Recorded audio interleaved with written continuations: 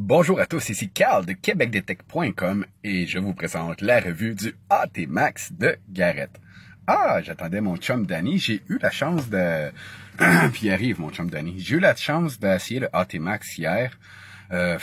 Complètement surpris. Pour vous dire vrai, je suis encore très fâché contre Garrett pour le nom choisi, mais l'appareil me réconcilie. Alors, officiellement, je suis fan du AT Max. Ouh, yeah! Là, je vais faire une petite chasse détection pour complémenter mes avis puis mon essai sur le AT Max. Mon chum Danny est arrivé. Et, yeah, j'ai hâte d'aller faire une belle détecte. Hier, j'ai seulement essayé le AT Max en mode pro et non en mode tout métaux. Moi, j'aimais bien le mode tout métaux, mais ce qui m'a impressionné vraiment du AT Max, c'est sa sensibilité. Je sais pas si c'est officiel qu'il va plus profond que le AT Gold à cause de 19 kHz et puis et puis 13.6 kHz, mais il est beaucoup plus sensible. Ça m'a vraiment surpris. Regardez ça. Pour la sensibilité sur l'appareil, il y a plein de petites coches de plus ici. Voilà. Comment on dit? Ah, ici. Sur le AT Pro, AT Gold, disons que ça va jusque là, ou jusqu'ici. Puis boum, boum. Ça fait que l'appareil est beaucoup plus sensible. Donc, le fait qu'il soit plus sensible nous donne une meilleure réactivité de la machine. Avec le AT Pro, on avait un silence search, une recherche silencieuse. Avec le AT Max, on oublie ça. Il y a toujours un petit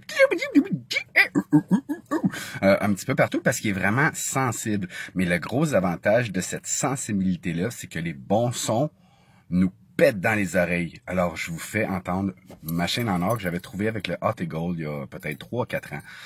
Donc, je vous la fais entendre avec le AT Max. Là, ce qu'on va faire, je vais comparer avec un AT Gold juste à côté. Et puis, on va les mettre à la même chose les deux. On va faire les settings quasiment pareils pour les deux pour avoir une bonne indice. On va les tester en mode pro les deux. Le mode pro, c'est disque 1 sur le AT Gold. Et puis, en mode pro sur le Pro 0 sur le AT Max. Alors, voici la chaîne en or.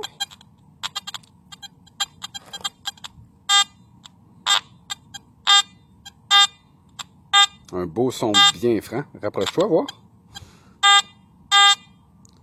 Colle-toi sur le disque. Elle apprend une très bonne distance avec un son très fort et très franc. Voici avec le AT Gold.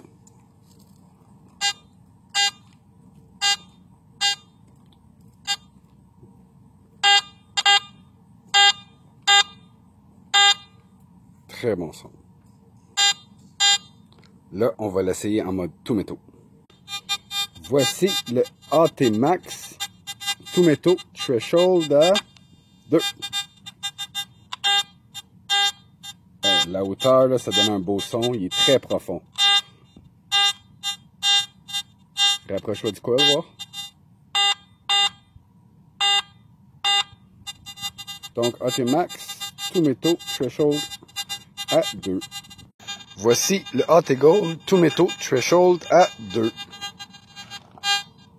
Ouais, tu vois qu'il n'y a aucune comparaison avec la profondeur. On a un beaucoup meilleur son avec le AT Max quand on le passe dans les airs. Rapproche-toi du coil maintenant. Très bon son. Un beau 39 clair 40. Voilà. La comparaison entre les deux est faite. Effectivement, comme on a pu le voir sur le test, le AT Max a une bien meilleure réactivité que le AT Pro ou même que le AT Gold comme qu'on a vu. Donc, c'est un bon surclassement pour la réactivité de la machine et puis comment qu'on peut entendre les sons très forts. Hier, quand j'ai détecté, j'ai refait un parcours, exactement le même parcours dans une wave de sable que j'ai fait au printemps et puis j'ai creusé en profondeur. Je vous laisse voir ce que j'ai trouvé dans la même trail que j'avais faite avec le AT Pro ce printemps. Voilà. tous des trouvailles qui étaient très profondes. C'est sûr que quand on détecte au même endroit, c'est officiel qu'on peut manquer des cibles, mais c'est toutes des cibles qui étaient très profondes, comme ce dissous ici, 1941. Donc un beau dissous en argent. Donc, c'est toutes des cibles que j'ai attrapées dans un endroit que j'avais déjà détecté avec le AT Pro et le AT Gold aussi au cours des années et que j'ai pu refaire une belle sortie comme ça avec le AT Max hier.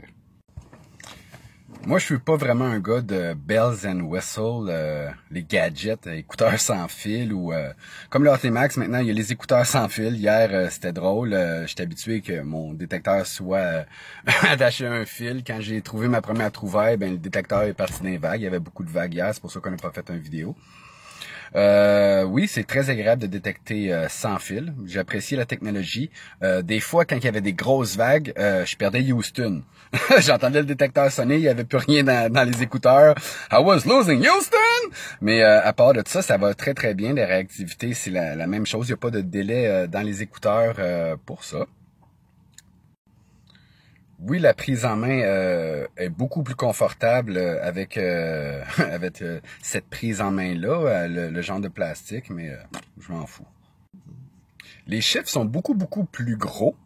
Ça, je suis content, j'aime ça, mais je m'en fous.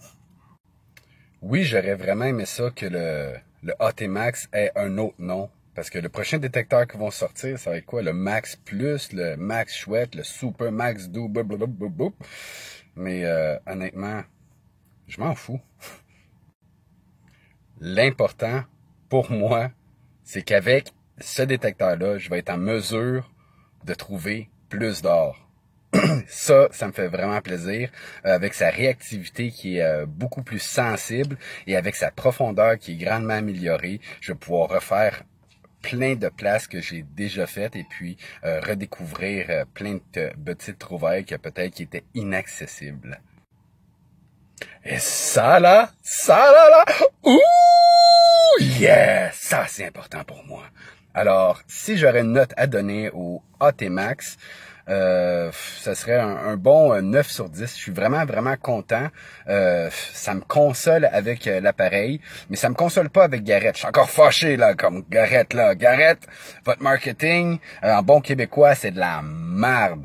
Vous avez sorti, ça a commencé avec la seconde gamme des Ace. Ace, vous avez gardé le même boîtier vieux modèle désuet. Ça passe pas. Après, c'est allé avec le Pinpointer 2 que vous avez sorti en même temps que la carotte orange de Garrett. Je suis sûr que vos ventes étaient nulles. Qui ont le Pinpointer 2, levez la main. Ah! Qui a la carotte orange, levez la main. Donc, c'est un coup d'épée dans l'eau. Et vraiment, avec les Z-Link, qui voulait attacher ça après son ordinateur? Là, pas son ordinateur, son détecteur. Personne ne voulait l'attacher. Je suis sûr que les ventes sont terrible. Maintenant, avec le AT Max, le nom, vous avez donné un coup vraiment d'épée dans l'eau parce qu'il y a des choses qu'on aurait voulu corriger. Un multifréquence. MindLab le fait. L'Equinox va sortir. Faites l'Equinox, là. Prenez l'Equinox. Mettez-y un Iron Audio si c'est possible, MindLab, là, si vous m'écoutez. Mettez un Iron Audio qu'on soit capable de mettre de côté les bouchons de bière pour plus les creuser. Et puis, faites en sorte qu'on soit capable de détecter les chaînes en or avec. Test à la pluie et ça va me faire plaisir. Ah oui, qu'on puisse aussi en même temps capter les grosses bagues en or et les petites bagues en or, les petits et les gros bouts d'or en même temps. J'ai hâte de voir. Je vais l'essayer l'Equinox. MindLab faisait des appareils beaucoup trop chers qui convenaient à une gamme expérimentée de détecteurs. C'était de détectoristes. C'était pas facile d'opérer un MindLab. Il y a beaucoup de programmes. C'est pas comme on pèse le bouton et puis on avance. Avec le Garrett AT Max ou la gamme des AT, c'est ça qu'on a et puis c'est ça que MindLab a fait dans le Equinox. C'est un des détecteurs que j'ai très hâte de découvrir. Mais ce qu'il faut se rappeler avec l'entrée du AT Pro dans le marché, c'est que le AT Pro, il a mis la barre. Il a établi un standard que tous les appareils puissent aller sous l'eau. Maintenant, il y en a le D-Technics qui va sur l'eau, qui ressemble, le White's MX Sport, l'Equinox. Il y en a d'autres là que c'est le même modèle qui vont jusqu'à 3 mètres sous l'eau. Ils ont mis un standard de qualité que tout le monde doit s'adapter. C'est la même chose avec les écouteurs sans fil. Avant, il y a une certaine marque qui paraît qu'il faut pas nommer, qui avait, mettons, si on recule de 5-6 ans, c'était les seuls avec les écouteurs sans fil ou presque. Et puis, mais les détecteurs coûtaient très cher. Ici, je crois qu'ils étaient 2400 Canadiens contre 500 Canadiens. Donc, 2000 pièces pour pas avoir de fil, puis pas trouver de chaîne en or. Je trouvais ça mollo. Mais là, de plus en plus, les compagnies de détection sortent des bons détecteurs qui coûtent pas cher avec un beau design. Et puis, il aurait fallu qu'avec la gamme des Haas, Garrett rentre dans la parade. Mais ils reprennent les vieux modèles. Je comprends le point de vue économique de reprendre les mêmes choses,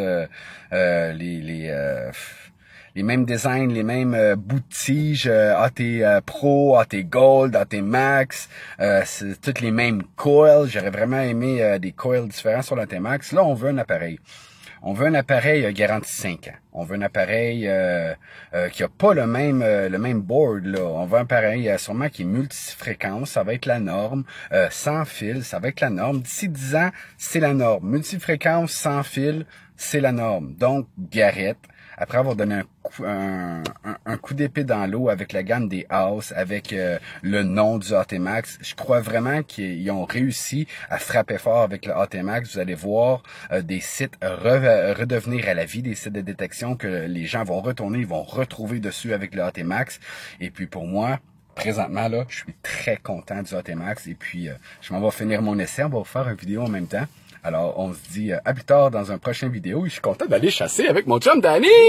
Oh, yeah! Yes! Regardez ça, la beauté de ce paysage. C'est tranquillo today! Hier, on est venu détecter, il y avait de la vague en Cipepel et Cor. Ça fait pas longtemps qu'on est là. Je viens déjà de pogner une petite chaîne. Je la découvre avec vous. Je sais pas si elle est encore en or, là. On regarde ça ensemble. Oh, c'est là. On dirait une petite chaîne en or. À mon avis, c'est le petit ring ici que j'ai pogné. Et là, il y a l'autre bout ici. Oh, non, c'est peut-être qu'est-ce qu'il y a ici que j'ai attrapé. Attendez. Oh, gold, baby, gold. T'as vu? Oh yeah! Attends, on va voir s'il y a quelque chose d'autre dedans. Ah, à mon avis, la chaîne n'est pas en or, mais le pendentif l'est. Ça me dessonnait un beau 47-48. Ben non, c'est pas en or, regarde ça. Je crois que je l'ai même buté avec un Un petit coup de pelle. un petit coup de pelle. Ben, c'est pas gênant ça. Oh yeah! On continue! Yes!